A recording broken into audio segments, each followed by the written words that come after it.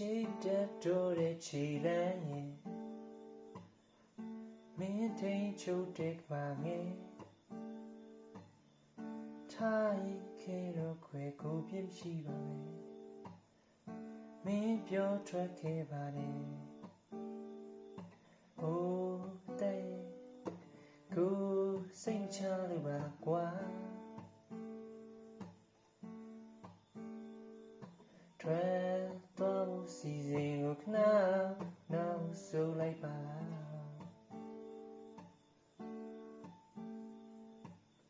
တခဲရှိရဲ့နှုတ်ဆက်လေးရဲ့